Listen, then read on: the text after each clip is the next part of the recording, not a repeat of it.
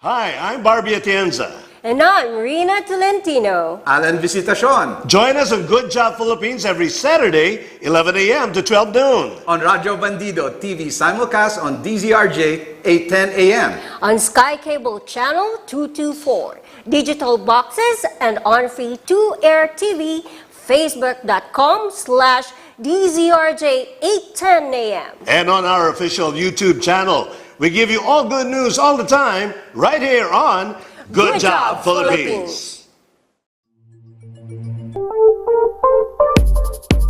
Good morning, DZRJ 810 a.m. proudly brings you Good Job Philippines with Barbie Atienza. Enjoy a recap of the week's good news and developments, highlighting the great men and women behind them. And now, here is your host, Barbie Atienza. Good morning, Metro Manila. Good morning, Philippines. We're back here on Good Job Philippines, where you get all good news all the time, every Saturday morning, 11 a.m. to 12 noon, right here on your favorite radio station, DZRJ 810 a.m., and also on Radio Bandido TV. My name is Barbie Atienza. I'll be with you till 12 noon, together with my partners, the wonderful and pretty 𝗚cie chị𝗱. 𝗚cie chị𝗱. And together with Rina Tolentino. Good morning, guys. Good morning, Metro Manila. Good morning, Philippines. Indeed, it's very, very pretty day. Magandang umaga po. Let's start the day rolling. Ladies and gentlemen, Miss Rina Tolentino. Hello, good morning! Ito na nga, maulang umaga, pero hindi ibig sabihin na wala tayo sa air. Rina Tolentino maghahatid ulit ng magandang balita at mga ganap nitong week na to. So, bigyan ko lang kayo ng glimpse, mga partners, na kung ano na ang nangyayari sa ulat panahon kay Maring Hana. Ito nga. So, patuloy ang paglakas ng bagyong Hana. Ayan. At pinalakas ito ng habagat na ulan na dinagdagan pa ng dalawa pang namumuong sama ng panahon. Hindi po sama ng loob kung hindi sama ng panahon ang sinasabi natin. Si Hana ay namataan sa layong 785 kilometers silang hilagang silangan ng Batanes. Ganap na alas 11 kahapon, mga partners. Ngayon ay umaabot na si Hana sa 120 km per hour at isa na nga siyang ganap na bagyo na may dalang bugso-bugsong ulan 50 km per hour. Ang landfall ni Hana ay inaasahan sa 𝗣𝗵𝗶𝗶𝗽𝗶 Island, Ryukyu Archipelago ngayong araw na ito at inaasahan namang lumabas si Hana sa Philippine Area of Responsibility ngayon o maaga bukas. Sana umalis na nga si Hana para makalabas na rin tayo. It's a good weekend actually. So misilip na nga si Haring Araw kanina. Dala rin ng mabigat na natin dala ng mabigat na panahon ang pagpanaw ng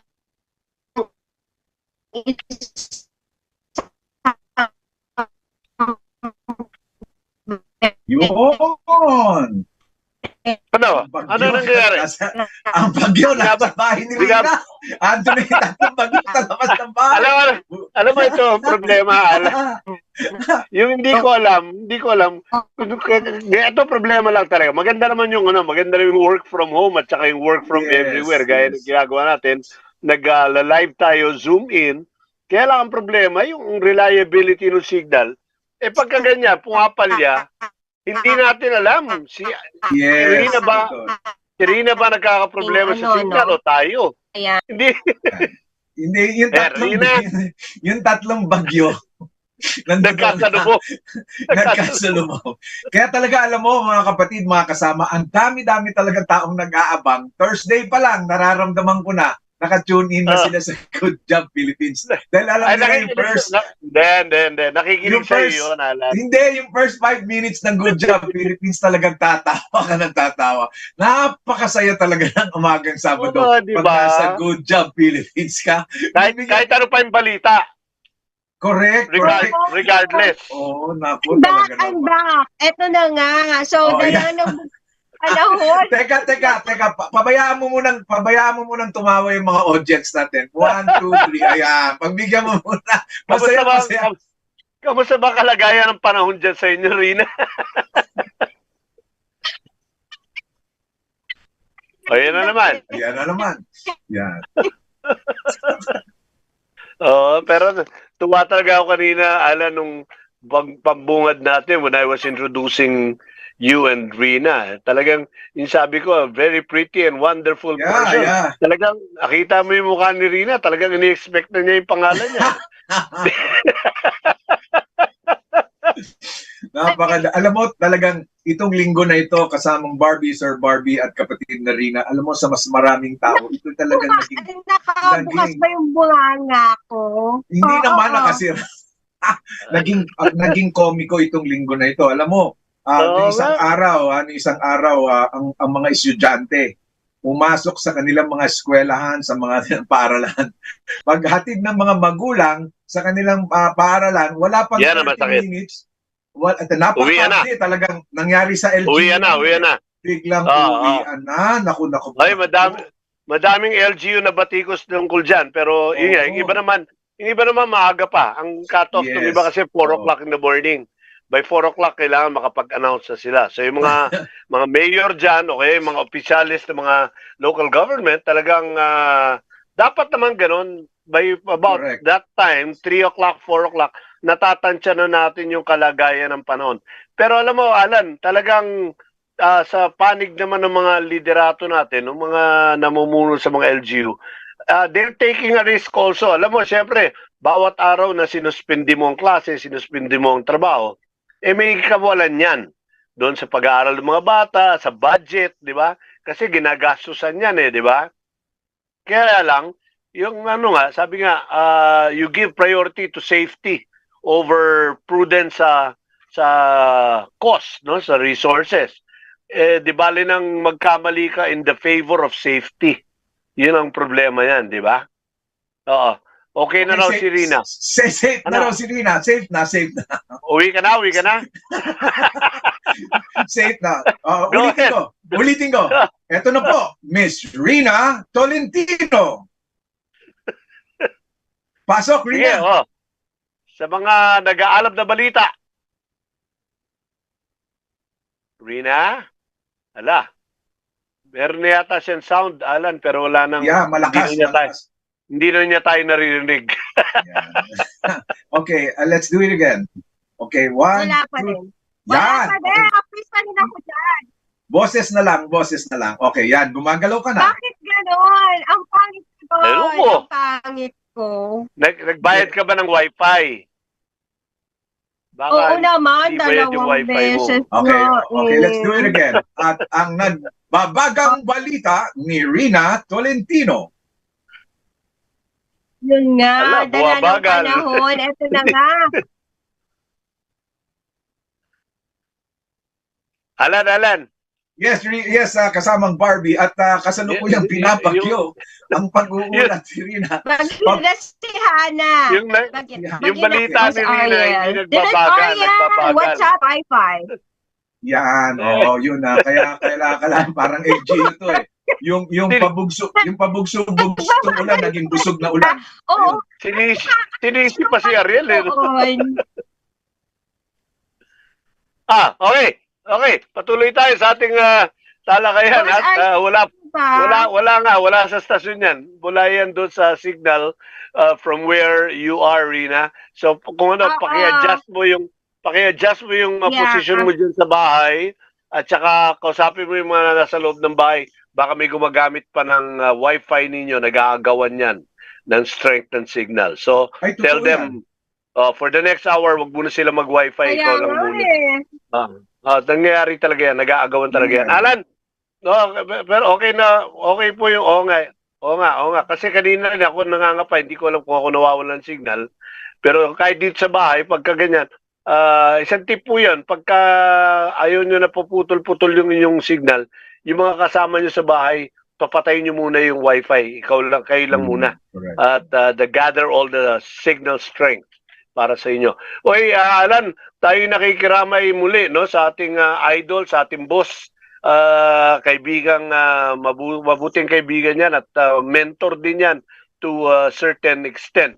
Ang ating kaibigan na veterano, batikang broadcaster na si Boss Mike Enriquez. Kagabi pumunta ako doon, gabing-gabi na at today bukas yung kanyang wake para sa publiko dyan sa Christ the King sa Green Meadows sa Quezon City from 8 o'clock kanina umaga hanggang 3 o'clock this afternoon. At itong huling araw ng kanyang burol, ng kanyang paglamay. Ako po ay nakikiramay kay Tita Babes, ang may bahay ni Boss Mike. At siyempre ang kanyang pamilya, ang kanyang pamilyang personal at pamilya sa broadcasting dyan sa GMA Network. No, madami tayong kaibigan dyan at talagang lahat sila ay nagdadalamati at nagluluksa sa kawalan ng isang mabuting kaibigan, isang mabuting mentor at isang institusyon at idolo sa larangan ng broadcasting. Rest in peace, go with God, Boss Mike, and ang request ko rin, Alan, pray for us. Alam ko nasa mabuti kang lugar, malapit-lapit ka, mas malapit ka dyan kay Lord. Pagdasal mo kami habang nandiyan ka, please. Okay? Ako din, Sir Barbie. Maghahatid din ng condolence at pamilyang sympathy sa pamilya ni Jet Arbis, no? At si Tita Mami Arbis, ang kanyang mother, passed away yesterday at kami nakikiramay at an old family from Parañaque who manages the first orchid shop here in Parañaque, yung Green World, si Mami Arbis. Okay. Nakikiramay po kami at rest in peace and pray for us, Mami Arbis. Meron din meron din well, dalawa pa yung tatay nung kaibigan natin si Chris Villanueva. Kilala mo si Chris, di ba? Yes, Yung yes. yung negosyo niya, yung mga t-shirt tsaka yung mga kakanin. Yung father niya namatay, si Rogelio Villanueva. Ngayon naman nakalagak diyan sa St. Peter sa Mayon, Quezon City. Nakikiramay tayo kay Chris, kay nanay at ang kanilang mga pamilya. Ang isa pang malapit sa akin, Alan, na pumanaw, nagkasakit, nagka-stroke, tapos hindi na naka-recover. Isang dating kasama kong cheerleader sa Letran College, sa Colegio de San Juan de Letran. Isa siyang doktora, si Dr. Yvette Jaramillo, Soriano Jaramillo, ay pumanaw noong isang gabi. Kami nakikiramay sa kanyang mga anak, si Cheska at kanyang pamilya.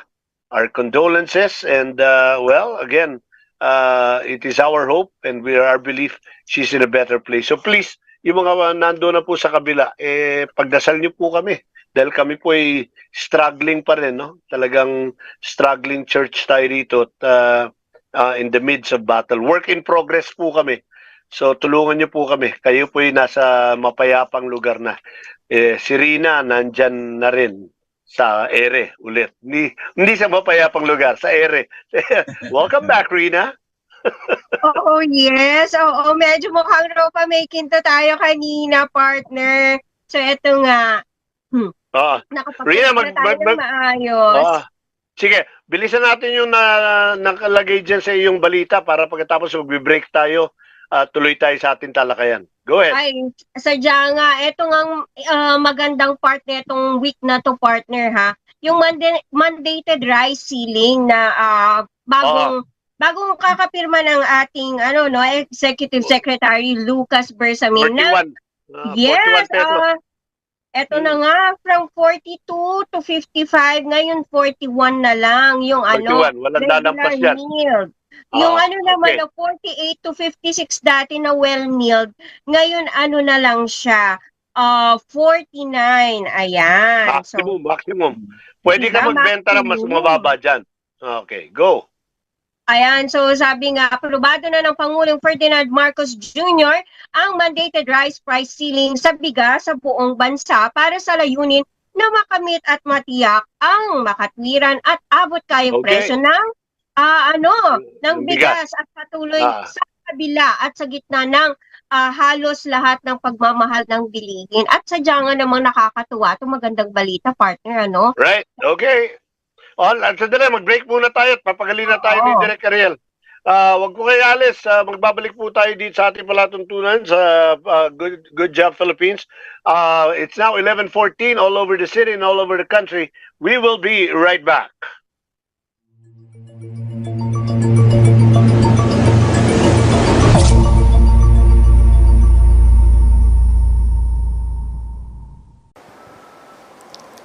Ako si Attorney Darwin Cañete, and my program is Pugad Vloggers, aired every Monday to Friday from 7 to 8 p.m. dito sa Radyo Bandido, simulcast on DZRJ 8:10 a.m.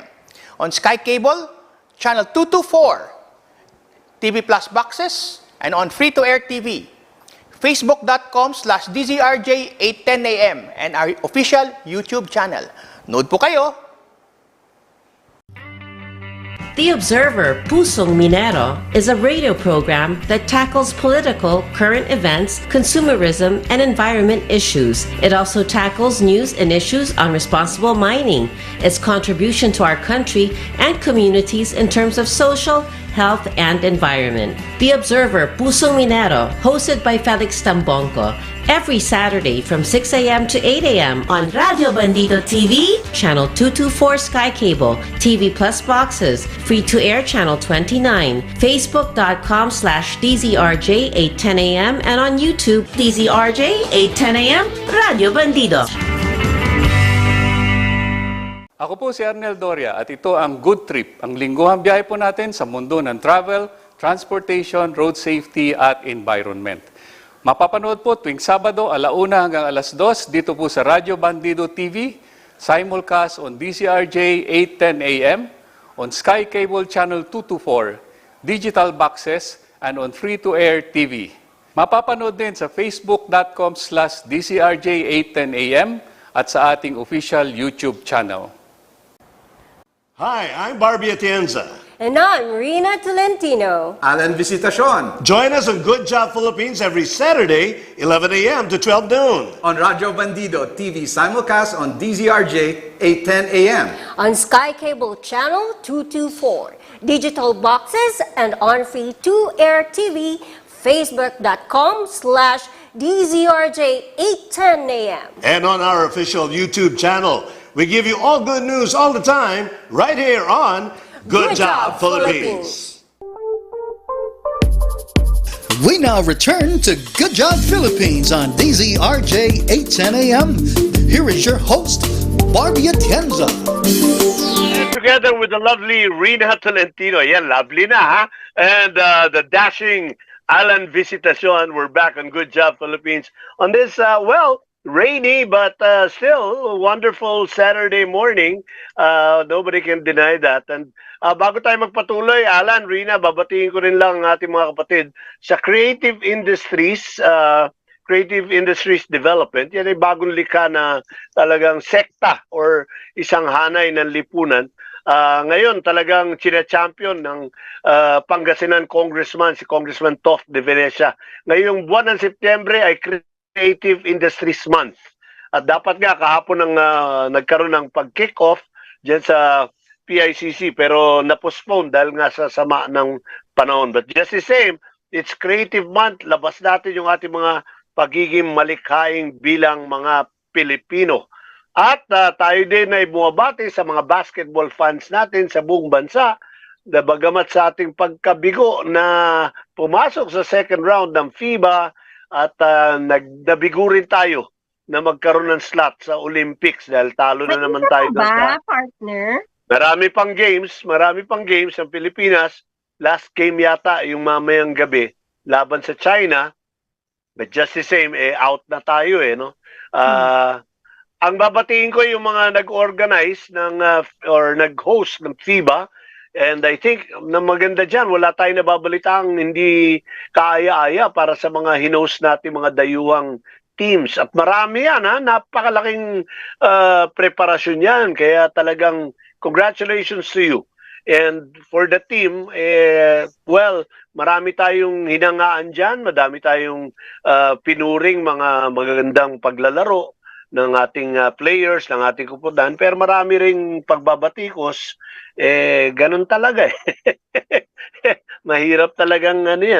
Mahirap talaga, komplikado 'yan, no?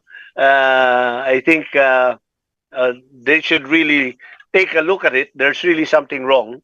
I will not venture to try and pinpoint who or what or who is wrong with the system, no? Alan, ang tingin mo, ikaw ay sportsman ka eh, 'di ba?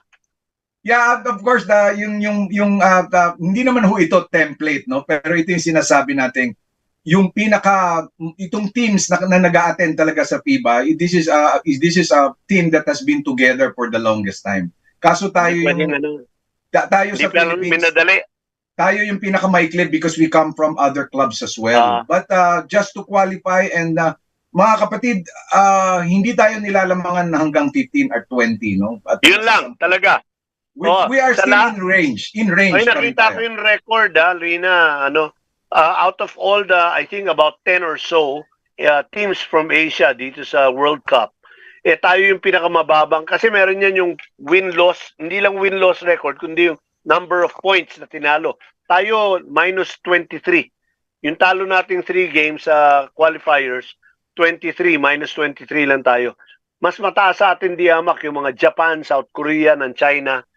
I think doon sa Asian teams, tayong number 1 in terms of yung number of points lost. No? So, well, if we look at that, medyo talagang marami ka namang ipapalakpak sa ating team. Yes. Kaya lang, but if we're looking at the Paris Olympics, I guess most probably we still have a slot because before the Paris game, we'll have the Asian Games. And this is a great gauging game today. Tonight, we will have China is also part of the Asian Olympics. And we're going to have them play today.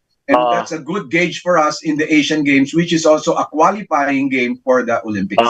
Pero ang dyan, may inside track, siyempre, yung Japan, kasi at least may pinanalo sila nung qualifier. Pinanalo nila. Napsin nila Finland, hindi namin imagine, Finland, by 10 points. Diba? Hindi basta-basta, di ba? Alright, okay. Balikan na. Wait, pag-usapan lang natin, may babatingin tayo, ha? Magkakaroon ng anniversary celebration ang Philippine Bar Association. Ito yung mga grupo, asosasyon ng mga abogado, ng mga lawyers natin. And we have with us the president of the Philippine Bar Association, ang ating kaibigan, Attorney Ernestine Villarreal Fernando. Attorney Bingbing, good morning. Good morning, Barbie. You know, you were always one of my favorite clients when you were with @𝗣𝗵𝗶𝗹𝗶𝗀 because you always candy. Ang dami-dami candy na inuuwi. Every meeting. Alam mo, invite natin si Attorney Fernando kasi may nag-refer sa ating isang director nila sa PBA. Tapos doon nag-catch up kami ni Attorney Bingbing. Ngayon lang kami ulit nagkita after what? 20 years siguro. Wow. In fact, I remember your name. And kasama natin Attorney Bing, si Alan Visitacion at si Rina Tolentino. So, good morning. Hi, Attorney. Good morning. Good morning, Attorney. Pardon me. May I just like to suggest to the good attorney to raise up lower down the camera so we could see her fully. No, there you go. Sorry, there you go. So no, it's okay. Sentro natin. I was worst. Ang ganda ni Attorney, Yeah, sige Alan, direct mo. Medyo turn it to the right, I think. Turn it to the right? Hi, right. Perfect. There you go. Baliktad. To the left pala.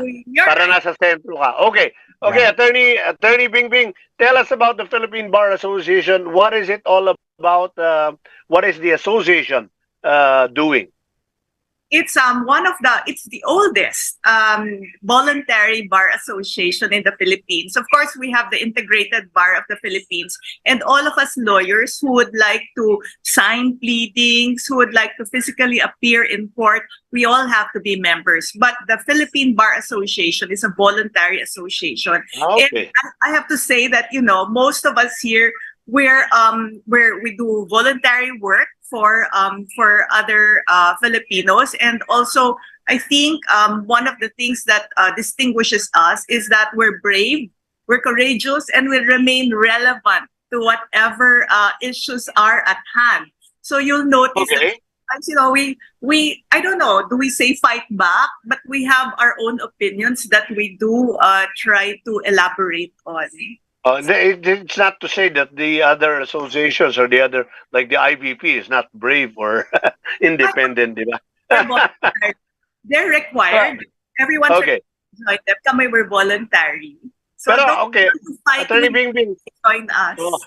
anong pinaka-difference nung aside from being mandatory ng IBP, in other words, lahat ng nagiging abogado ay obligado maging miyembro ng integrated bar, pero yung sa Philippine Bar Association, voluntary. Aside from that, ano po ba ang kaibahan pa ng PBA at saka IBP? We have overlapping members. In fact, your Director Ade Fajardo, was once the president of the IBP, and now he's our trustee. So he's voluntarily given his services to the PBA. So basically, we have overlapping memberships. I'm sure, dahil kayong lahat ng member ng PBA, obligado kayo maging membro ng IBP. So, syempre, no? Pero in terms of mission, vision, objectives, meron ba kaibahan? Similar. It's similar, except because we are a private organization, we have more freedom, I think.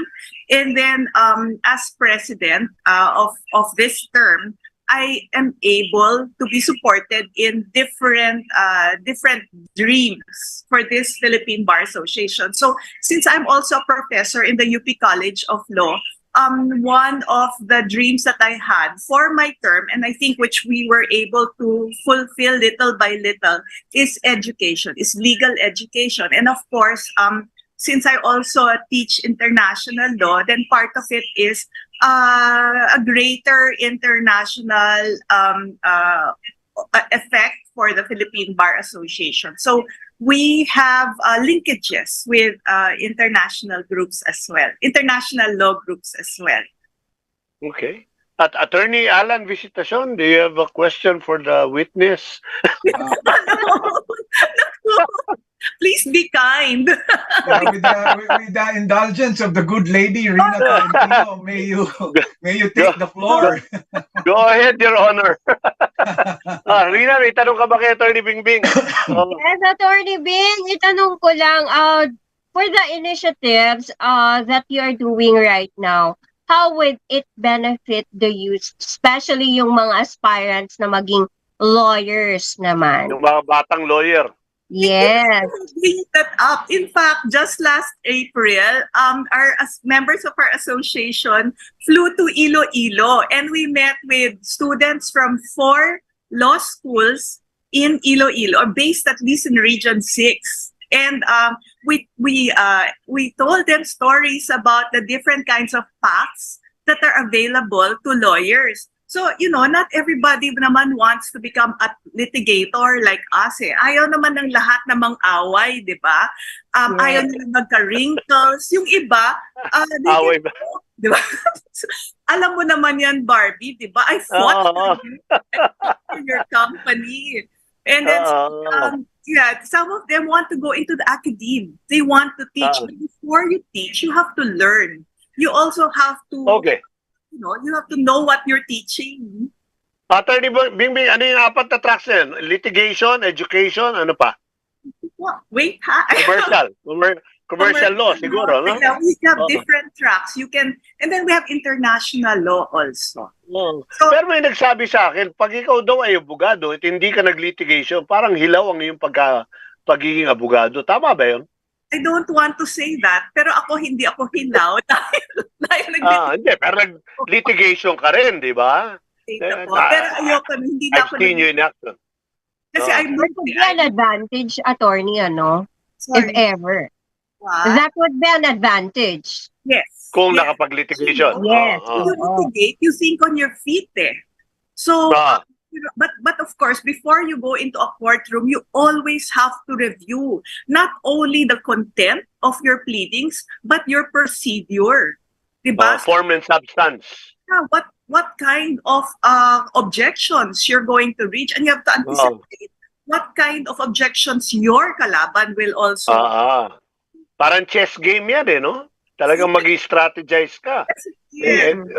Yung iba nga nananalo sa forma rather than substance di ba? Na-impress yung judge. At hindi kami ganon yung form over substance. Substance over form kami sa Philippine Bar Association.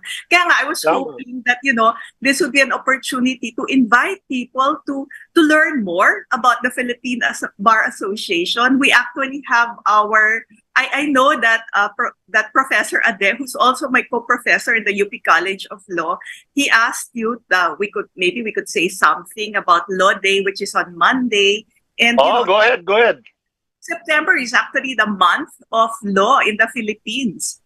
And what we try to teach not only our students, but also the general public. We want them to understand the importance of law in their lives. We want them to know that it's not futile, to bring your issues to a lawyer. We want them to meet, lawyers who will have their interest at heart pala. We want them to brush up on the local laws. Laws can be very interesting, and then we want them to understand the challenges that laws bring to them.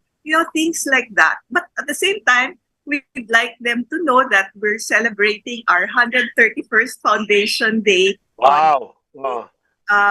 This is open to the members of the Philippine Bar Association. And super happy that our guest is going to be VP Lenny Robredo. Saan gaganapin to, Attorney Bingbing? It's going to be in the Manila Golf Club in Makati. And this is open to bona fide members of the Philippine Bar Association. Gano'ng kalaki ba yung association? Ilan pa membro nyo ngayon? 3,000. We're over 3,000 members. That's why we're technically the largest voluntary legal association. Okay. Attorney. Attorney, one question. Ano ba yung aasahan nating activities doon for the joiners to have a glimpse of the anniversary celebration? Preview. Yes. It's been, we've had activities the whole year round. Now this one, for Law Day, we get an inspiring speaker. So a lot of us are female lawyers. We've gotten the female lawyers to be more active on the board this year and in our activities this year. And of course, we wanted one of the strongest, most admired Filipina with female lawyers to speak before us, and that will be VP Len.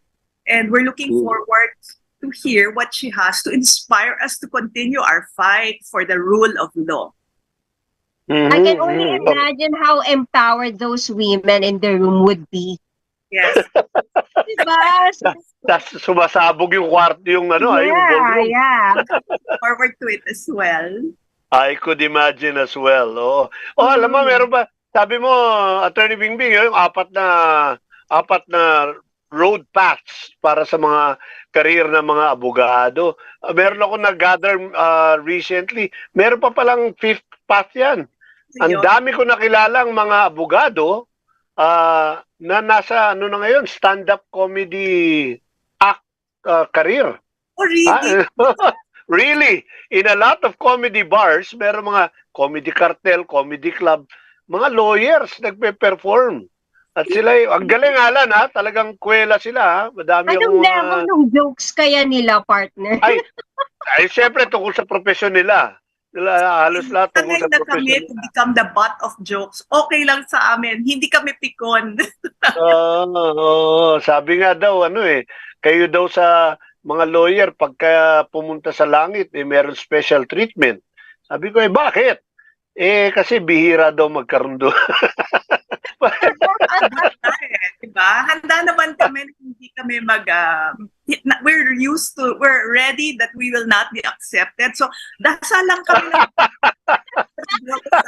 araw-araw, just, in the slim chance na makapasok. Okay.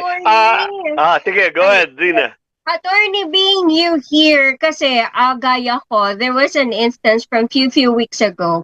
I tried to consult a lawyer, pero alam mo kung ang nasa utak ko is mahal mag-consult sa lawyer. Ayan, good question. Mahal ng lawyer. So what I did was, hindi ko na lang nilaban yung karapatan ko. So that's Wag na how lang. it ended. Wag na lang. Kasi, At maraming mahal. ganyan. Oo. So, Maraming ganyan siguro. attorney, bigyan mo naman kami ng glimpse as to how we could practice and exercise our rights and to have the confidence to look for a lawyer to fight for us despite the limitation of finances. Okay, again, we look at the different kinds of cases that you have, no? So if it's of course, if it's a commercial case, then you have to weigh the costs versus the advantages of having a case filed, no? Because I know there's a joke na, you know, whenever there are cases, ang pinapayaman mo yung abogado. I know that's a standing joke. But unfortunately, for some, it may be true. Lalo na yung mga pag may family issues, di ba? Yung lupain, for instance. And I know that's pretty common because I have friends who always ask about land. And of course, I tell them, you know, I don't do land. I don't do family law kasi masyadong masakit sa puso ang mag-family law connected to land dahil nag-aaway-away talaga yan eh. But decide, do you want to find peace? Can you try to negotiate? Can you invite, instead of a lawyer or a judge, an arbitrator who can get the parties together and talk nicely? It's really a matter of kindness, no? Sometimes it's not just pure law. It's a matter of common sense. It's a matter of kindness. So parang you just bring in what your priorities are. Do you want to have wrinkles or do you want peace? Ganun kasi. Yes. Practical, yung practical consideration. Uy, Yeah, Alan. No, it's a very beautiful insight. Napakagandang insight yan. You want to have peace or you want to have wrinkles na. Yeah, kasi, Totoo yan. That's real talk. What I'm saying, that's real talk and that's purely reality. That's really what's happening outside there. Nakita nga natin kasi lately, di ba yan yung sinabi nung nasa yung nangyaring incident sa kalye, di ba? Kung saan nagkabanggaan ng isang siklista at isang nakakotse. At yun ang mga kasama ng press statement nila. I just want peace. Kaya hindi na ako magkakaso. Yun yung mga... Tama rin naman eh. Tama rin diba? naman. Peace. Right? Maraming ganun. Kaya lang, hindi mo rin naman sinusuko na Attorney Bing yung iyong karapatan. Kapag ikaw naman ay talagang nayuyurakan yung iyong karapatan, dapat mo rin ipaglaban. Ang tanong ngayon ni Rina, dahil nga magastos or mahal kumuha ng abogado, meron bang solusyon dyan? Kung ang feeling ko na argabyado ko sa aking karapatan bilang manggagawa o kaya naman naagawan sa lupa o di naman kaya sa kaso ng estapa, meron ba ako malalapitan para hindi ako masyado magastusan? Kung pwedeng walang gastos para makatulong sa akin. Yes, meron. And of course, I will advertise the Integrated Bar of the Philippines. They have a department which helps people who do not have enough resources to fight their fights for them. And of course, there is the PAO, the Public Attorney's Office. And Right. PAO is significantly they're significantly supported by government funds. So you can go to both. I believe they handle criminal cases, and I believe to a certain extent, certain civil and commercial cases. But what about PBA, attorney? Meron ba kayong free assistance? We have some sort of assistance. It's not significant, but the difference with the PBA assistance is it comes from our own pockets. You know, we don't have a fund for it. So if you want to consult with some of our members, it's not through the PBA, but through the membership. So we have a committee on legal aid, and then the members of the committee weigh the case, and then we actually will refer some cases to the IBP or to the Sa IBP rin. Kasi yung IBP, pwede sila mag-assign, no?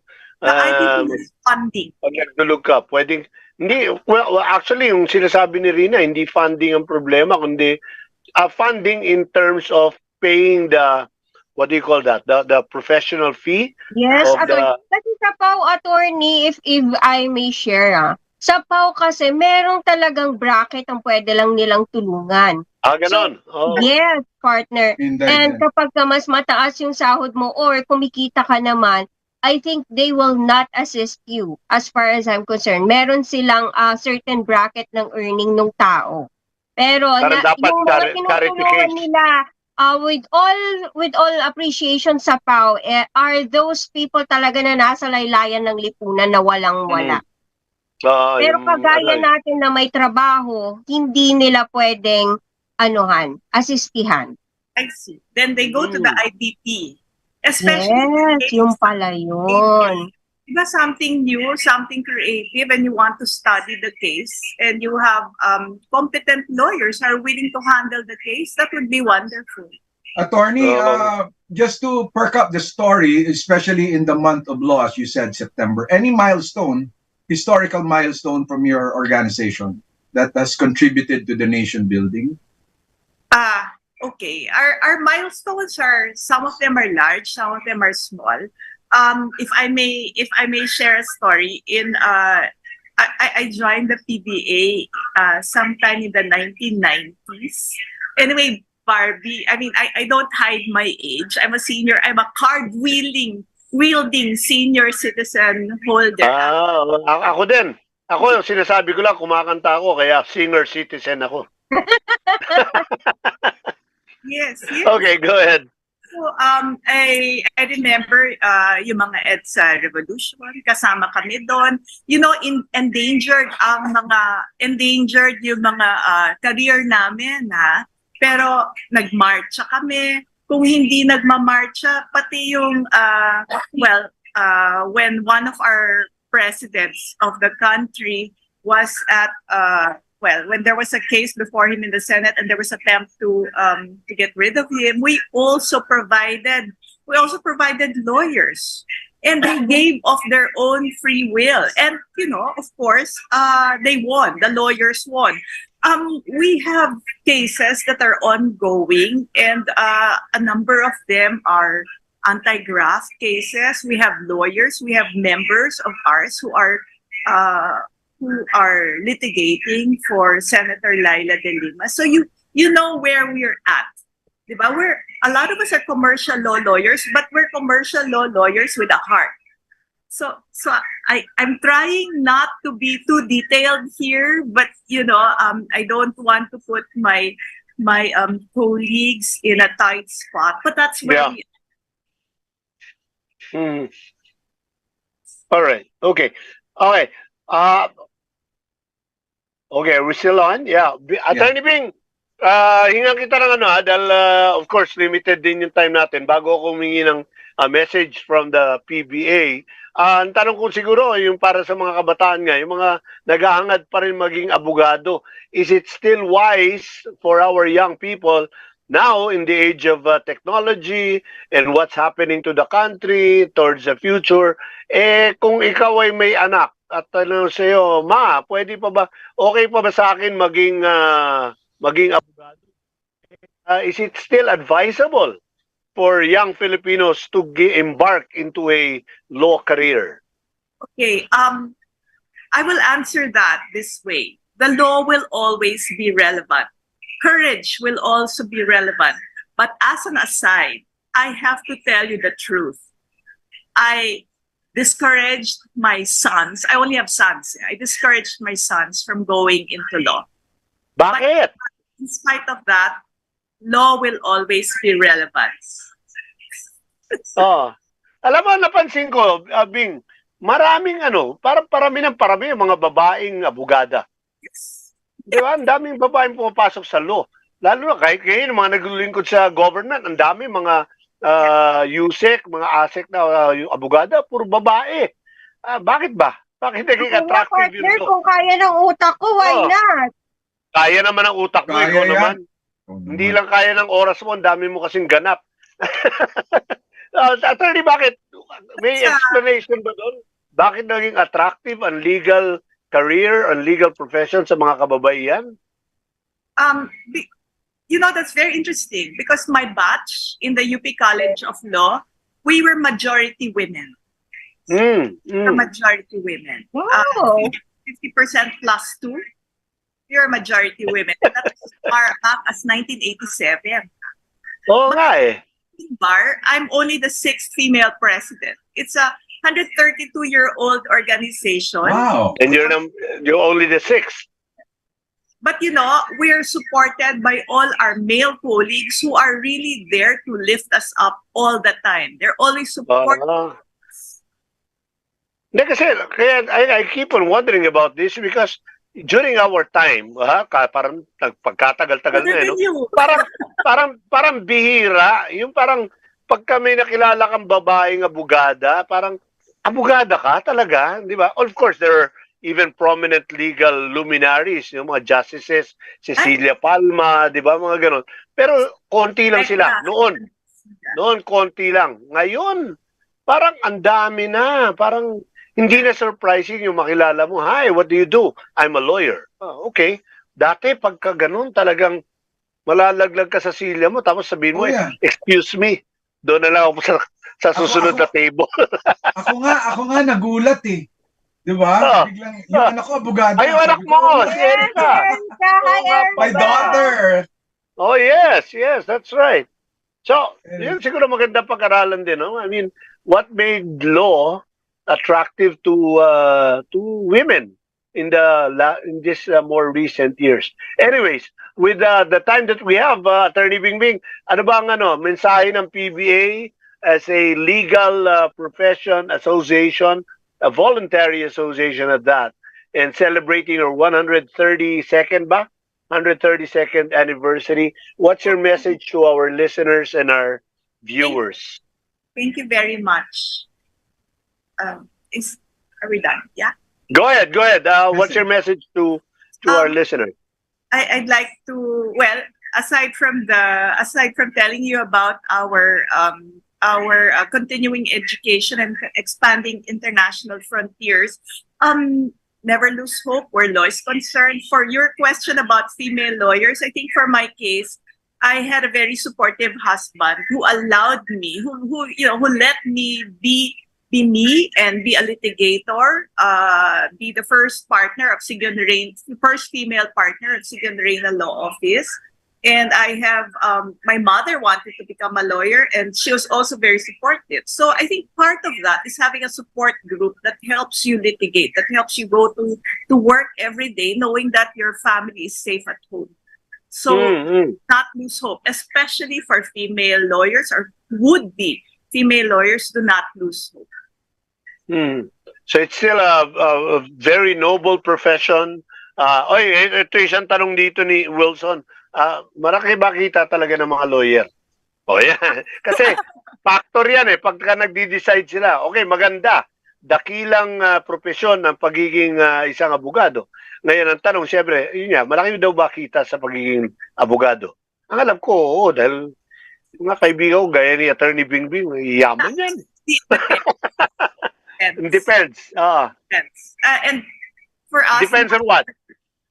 It depends on the kinds of breaks that you have, on the kinds of clients that you're able to have. And then, for instance, internationally known. Like, I handled some litigation for international clients and they gave their trust to me. So that helps. Okay. Paano ka kukuha ng mga magagandang client, attorney? When I was in Sigurd Reyna, we had access to international clients. And then when I formed my own law office, some of the international clients chose to sa'yo na pumunta.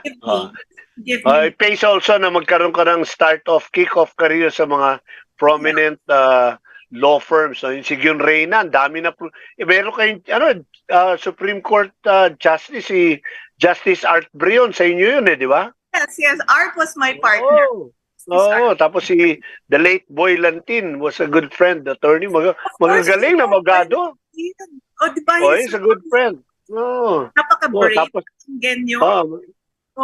Magaling yan. Well, yeah, siyempre, there's Accra, there's 𝗚ၤcie Salazar, iba na talaga Branding din yan, Alan, sabi mo kay Erica. Kasama yun. Kasama sa packaging yan. pagkagaling ka sa mga prominente, tapos mag-kick off ka sa iyong sarili, malaking foundation na yun. Okay, again, so on Monday, you'll be celebrating 132nd anniversary. Happy anniversary and congratulations to the Philippine Bar Association. Yes, go ahead. Yeah, Bing?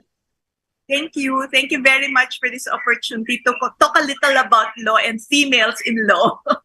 Oo nga. Sige nga, minsan magano tayo ng isang episode about female professionals. Hindi lang abogado, pati mga doktor. Ang dami mga babaeng nagdo-doktor, nag-iinhinyero. Kailan bang Women's Month? Rina, gawa natin ng episode yan. Yes, partner. Women professionals. It's something that I'm, curious about. How empowered these women, and how courageous these women. Kasi gone were the days also, no, na deprived kami bilang babae ng karapatan. And now we are fighting and we are having our space under the sun. Yun lang. So you don't have to fight. Yeah. Kami mga lalaki, we're always ready and willing to give in. Don't worry. Okay. So there's nothing to fight, di ba, Alan? Yeah, there's nothing to fight about. We just like to greet some people on air, the people that stayed with us and shared and liked our beautiful moments of conversation with a very, very empowered woman. I'd like to greet, of course, my wife is listening, and my daughter, Attorney Erica, is listening and cheering for you as well. Why don't you mention the name of your wife?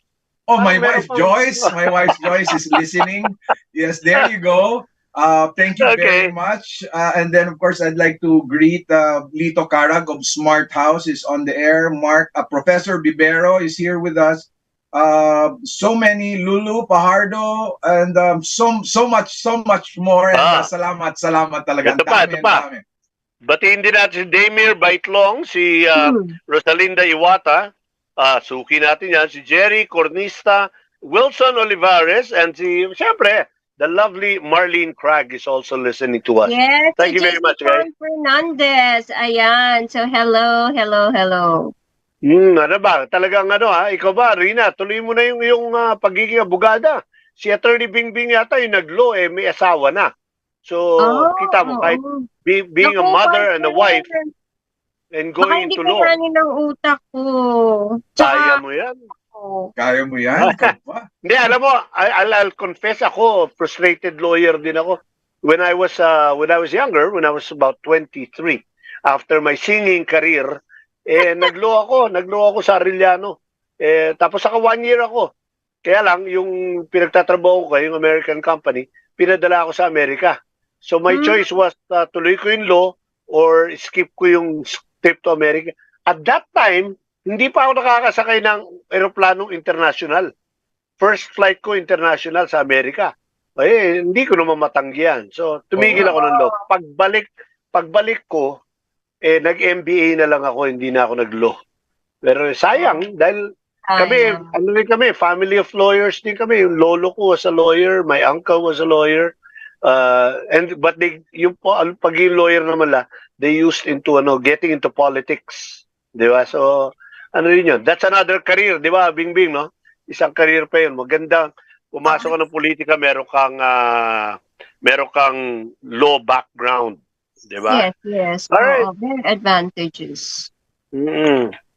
Okay, grabe na naman daw ang lakas ng ulan, so ingat-ingat. Kung lalabas po tayo, magdala ng payong. Okay? At ng kapote.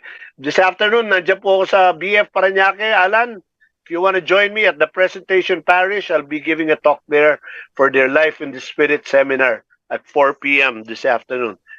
Shout out to Bong Sobrecare, my classmate over there.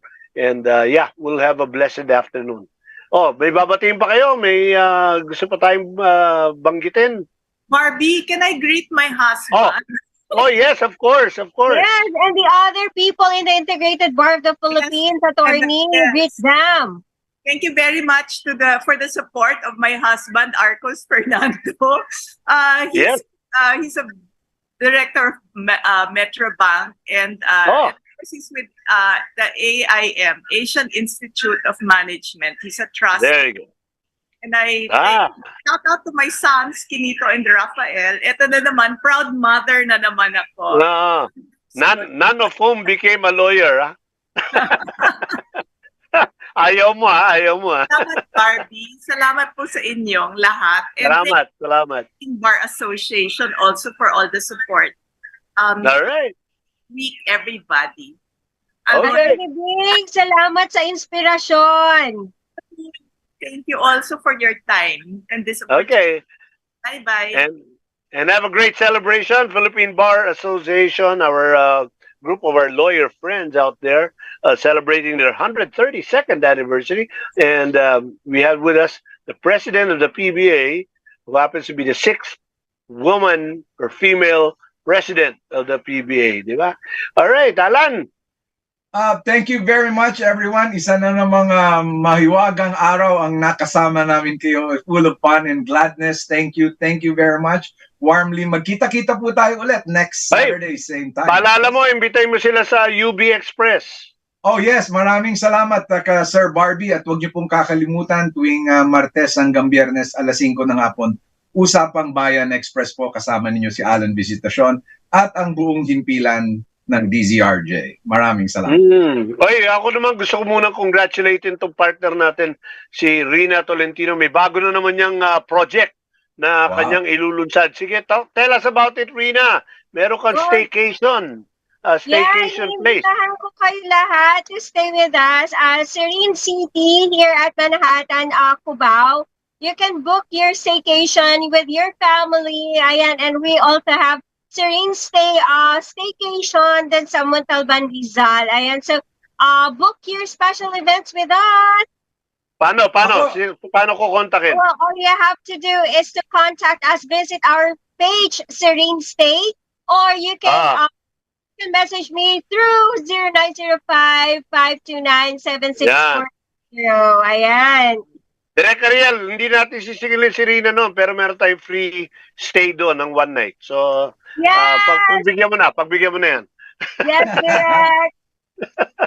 Alan, ikaw?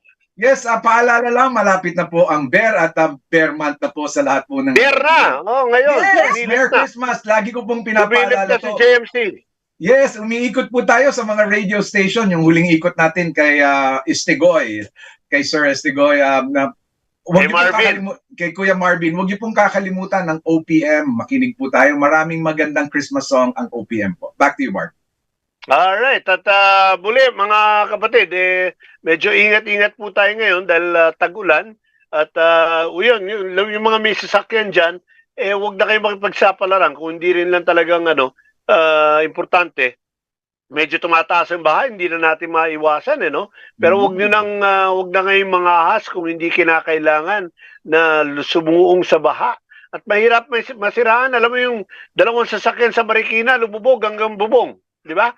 Well, just in case you're in the midst of the typhoon, of the storm, literally and figuratively, pag may problema po kayo, huwag kayong mawawalan ng pag-asa dahil mahal kayo ng Panginoon.